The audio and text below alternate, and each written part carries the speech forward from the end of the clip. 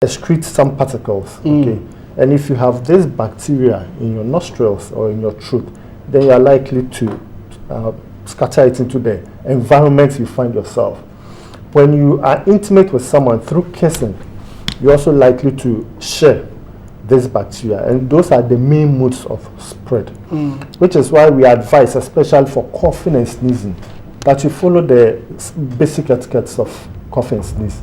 Use a handkerchief or sneeze or cough into a receptacle or something, or use your elbow. You cough into your elbow, because you are less likely to shake somebody with your elbow or with your hand. So when you're coughing, you cover with your elbow and then cough into that space. Okay.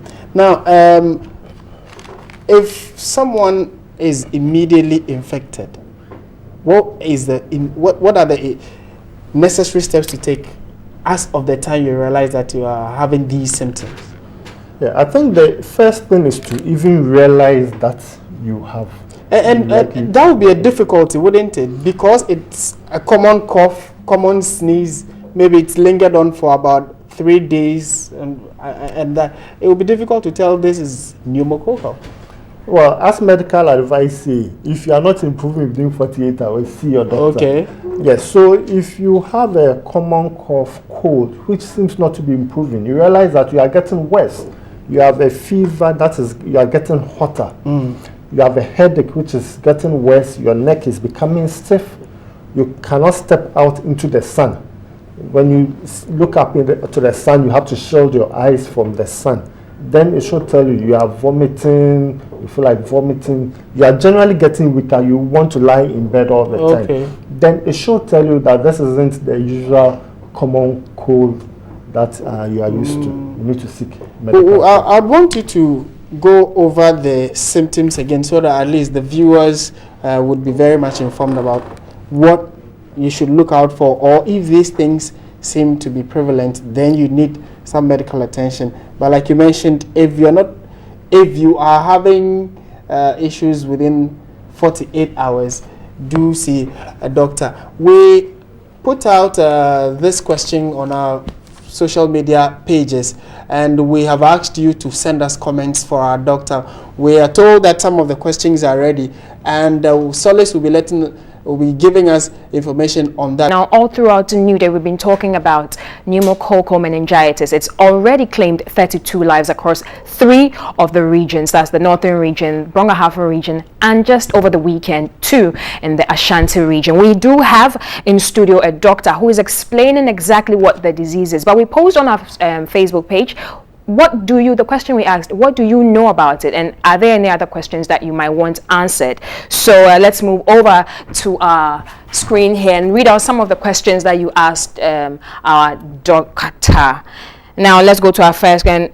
Docas Boatima Ikia says, I want to ask what the Ministry of Health and the government in general is waiting for. They should have started giving vaccinations in the affected regions, at least, if not nationwide, to prevent further deaths. Why must they sit down for the death toll to keep rising? Or are they just interested in counting the numbers? OMG, what a country we live in.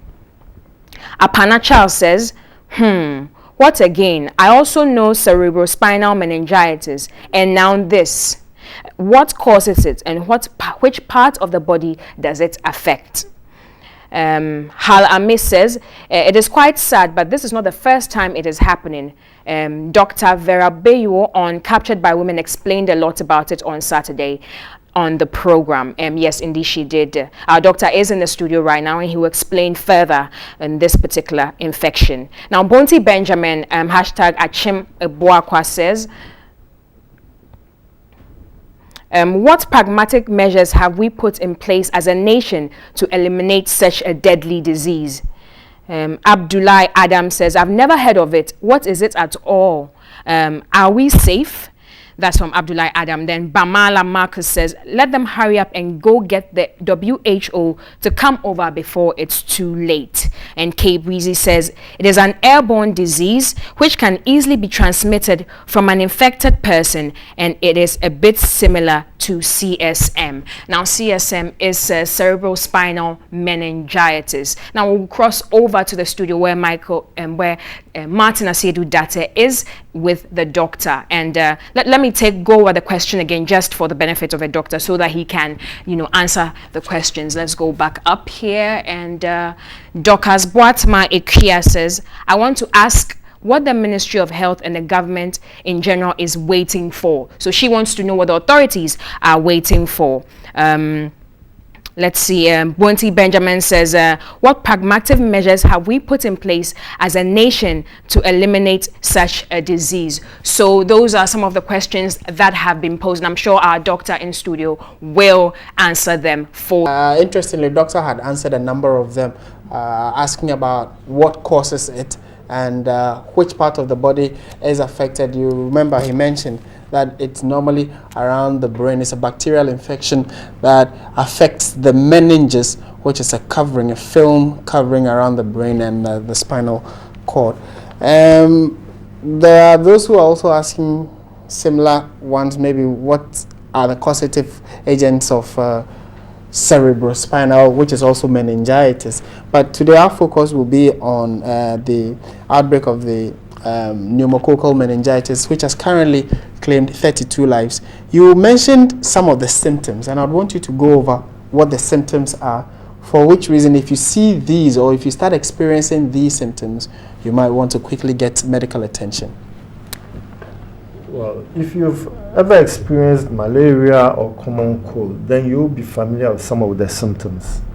Usually you have a low-grade fever. It starts with a low-grade fever. You have a catarrh, you have a cough,